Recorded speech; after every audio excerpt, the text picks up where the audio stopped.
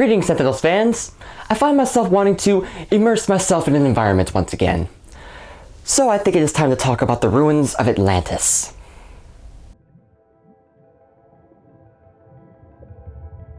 The Ruins of Atlantis is another one of the base game's environments, and is possibly my least favorite environment in the entire game. I know I have my issues with Megalopolis, but it's this one that I have the fewest good feelings about. It has some of the same problems that Megalopolis had, but it has some of its own issues as well. Here's my main opinion about the difference between Megalopolis and the Ruins. In Megalopolis, about half the cards are a pain in the butt. In the Ruins, most of the cards are a pain in the butt. Let's start with the positives and neutrals. The hallway collapse? Pretty innocuous. 2 copies, 3 damage across the board, goes away after being played. All well and good. The Atlantean Font of Power is one that I absolutely love. Play the next villain card, and then play the top card of each hero deck in turn order. Essentially all it does is speed things up, and the worst it can do is play cards with bad timing. What's more, it has a clause in its effect that makes it so that if you can't play a card because it is limited and you already have a copy out, it will play the next one, guaranteeing that you will at least get something on the field. Why don't more cards do this, I wonder? It's a fun little thing that can make for some cool moments. But now we get the lesser of the stuff I don't like.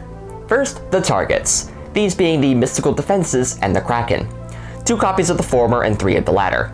The defenses are simple. 2 energy damage per turn to every target that isn't green. Compare it to something like, well, essentially the entire Doc Thrath deck, and it seems fine.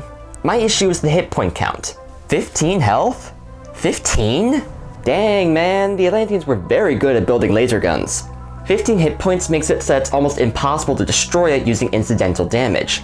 The targets in Doc Thrath have 4 hit points each. They are easy to get rid of. Unless you have some environment destruction handy, that thing is probably going to hang around for quite a while. Moving on to the Kraken. We also have another target with 15 hit points, so one that is going to make itself a nuisance for a while. It deals 5 damage to the non-environment target with the lowest hit points. I'm going to compare this to Insula Primalis' T-Rex. 5 damage is a lot to take in one sitting, and the T-Rex is almost guaranteed to attack your healthiest hero. The Kraken, on the other hand, is going to bully your most hurt hero. Yeah, you can manipulate the Kraken to attack minions, but I find that more often than not, the Kraken will hurt you more than the bad guys. My reason being there are a lot of villains that are alone, a lot of villains encourage you to kill their minions and devices, and they become harder to control when there are a bunch of Kraken cards in play. There are 3 of these, and with the 15 hit points, they aren't going away without giving them special attention. You can easily find yourself swarmed under. And besides, effects that attack the weakest hero every turn can potentially hurt the fun, since it is bringing one particular hero down towards incapacitation specifically. No one likes being singled out and targeted. Next is the Phosphorescent Chamber. This is the first one of these cards that has benefits and drawbacks, and I am not entirely sure that I like the balance. When this is in play, like Insula Primalis' Obsidian Fields, it increases all damage dealt by everything by 1. It also has the smaller benefit of increasing all healing by 1. However, at the end of the environment turn, every hero has to discard a card. This isn't a choice. I dislike being forced to discard cards, and cards from the base set like this one and others are the reason for that. Compulsory discards significantly decrease the options available to you, and can result in players not being able to do anything of substance. But if you want to get rid of the chamber, simply discard cards at the beginning of the environment turn. So you're asking me to prevent an effect I don't like by doing that same effect at a different time. And what's more, I don't want to waste my environment destruction on this, because there are plenty of cards I want to save them for. Like this next one, Toxic Seaweed. Doesn't that just sound pleasant? And apparently this stuff smells like rotting flesh and bile, which really makes me wonder what the freak these things are made of, what's in them, and what they are eating, because that don't seem right. Anyways, these disgusting plants deal damage to a hero whenever that hero uses a power. Not a small amount either. 2 minimum and 4 maximum. Need to use a lot of powers? Prepare yourself for some hurting. Want to play business as usual when using 1 power per hero? Well, that might as well be the same as a single area attack. Well, if you want to get rid of it, it's easy. All you need to do is have 1 hero discard their entire hand. What? No thanks. I'll just spend 1 card to get rid of this filth, thank you very much. Expatriate, kill her with fire. Boom, next one. Leaking Room. Dang it, fire isn't going to help me with this one. This card straight up prevents you from playing a card for a turn. Apparently we are having a hostage situation up here. Thankfully, this one doesn't insult me by asking for anything. It just gets rid of itself all on its own. And looky here, a card that messes with your card plays, a card that messes with your power uses, and a card that messes with your card draw. Megalopolis and the Ruins of Atlantis, a match made in Magmaria.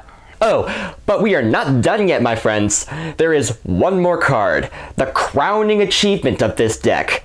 And, in my opinion, the most unfair card in the entire game. Behold, the Pillars of Hercules. I see this white void and I tremble in fear, because it is one of the meanest things in the game. First, the benefits, just to add insult to injury.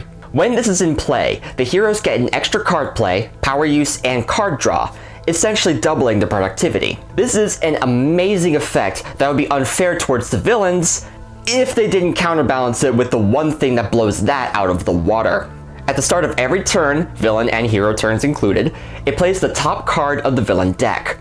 It performs what is usually the most important villain action every turn. Here is something to consider about Sentinels. Its asymmetric design. You have one villain and 3 to 5 heroes. And by design, that means that the villain has to do more powerful things in order to be able to compete. Every villain card play has the potential to ruin your plans. Get all your heroes completely set up, and then suddenly Dawn throws a devastating Aurora. Kill the mobile defense platform, but Baron Blade immediately replaces it. Have Oblivion perfectly set up for a big assault, and then a Scion play sends him into the other arena.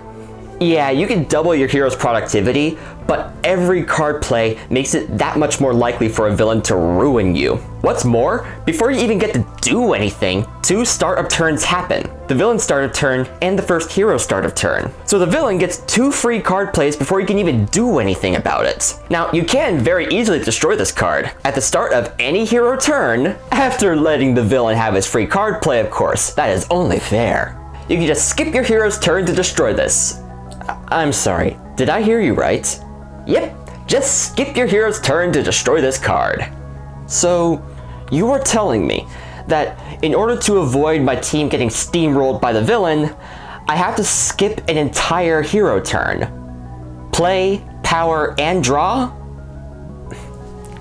Cover your ears, Mr. Chomps. And yeah, this is only the one card, but with my projected average game length of 10 turns, you are quite likely to run into it. So I hope you enjoyed the powered up villain. I know they will.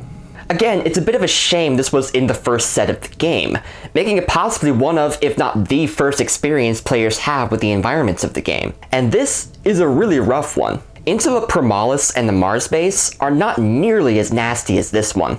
This is a very cool location, so I just wish I could enjoy playing here more. And that is the Ruins of Atlantis. I got a bit more shouty in here than I probably originally intended. I hope to see you next week. Take care, friends.